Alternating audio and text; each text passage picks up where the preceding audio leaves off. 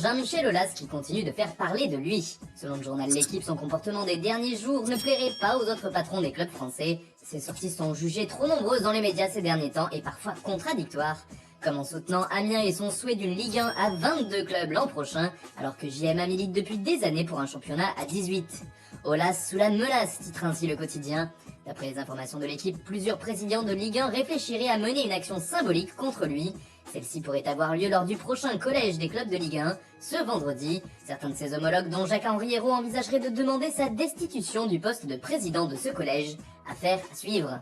On part maintenant de l'autre côté des Pyrénées, où le journal Marca révèle un gros scandale qui concerne le président de l'association espagnole des joueurs. En effet, David Aganso est accusé de corruption. Il m'a obligé à obtenir de manière illégale des informations sur des footballeurs. Avoue Antonio Saiz Checa, ce dernier qui est un employé de l'AFE confesse avoir dû payer un fonctionnaire de l'administration pour obtenir des informations fiscales concernant notamment l'autre syndicat des joueurs en Espagne. Une situation qui éclate alors que le foot ibérique est encore à l'arrêt et qui pourrait faire couler beaucoup d'encre dans les jours à venir. En Italie, un axe semble se dégager pour ce mercato, qui relie le Barça à la Juve comme le remarque Tuttosport. Il y a bien sûr le dossier Pjanic lié au cas Arthur, mais d'autres noms sont fréquemment évoqués entre les deux clubs. Mattia De Siglio, Daniele Rugani, Cristian Romero, Nelson Semedo ou encore Jean-Claire Todibo. La vieille dame pourrait donc bien se mettre aux couleurs blaugrana prochainement. En ce qui concerne l'échange Pjanic-Arthur, le Barça mettrait une forte pression à son joueur pour qu'il accepte de partir à Turin, alors qu'il a publiquement affirmé son souhait de rester. Et d'après les Sportivo, le Brésilien résiste et tient bon. L'autre gros dossier qui lie l'Italie à l'Espagne, c'est celui de Lautaro Martinez. Selon Sport, c'est OK pour Lautaro, ou presque. Le joueur et le club catalan auraient un accord verbal pour un contrat de 4 ans. Quant à l'Inter et le FC Barcelone, ils seraient tout proches de trouver un point d'entente. Les négociations tourneraient autour d'une somme de 60 millions d'euros et 2 joueurs en échange de l'attaquant argentin. Le club lombard serait d'accord pour prendre Arturo Vidal, mais le deuxième joueur devra être un latéral, soit Nelson Semedo, soit Emerson d'après le journal catalan. Mais si on en croit le Corriere dello Sport, c'est un troisième nom qui pourrait prendre le couloir droit de l'Inter. Il s'agit de Joao Cancelo, qui ferait ainsi son retour à Milan à la suite d'une série d'échanges.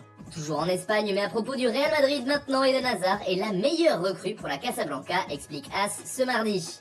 Lui et Marco Asensio font leur grand retour et pourraient faire du bien à l'effectif entraîné par Zidane. Mais sur son site internet, le média ibérique nous parle d'un autre transfert, celui d'Eduardo Camavinga. D'après AS, le Real Madrid est en état d'alerte après l'information du Times, affirmant qu'il pourrait ne pas y avoir de tour préliminaire pour la prochaine Ligue des Champions. Une décision de l'UEFA qui pourrait alors pousser Rennes hors de la C1 et ainsi permettre au club madrilène de s'emparer du jeune français tant convoité. Autre information qui concerne le mercato des merengues, l'Atlético serait en négociation avec son voisin pour faire venir James Rodriguez. Lui qui joue peu sous les ordres de Zinedine Zidane pourrait donc changer d'air sans trop voyager. Les discussions entre les deux clubs seraient bien avancées.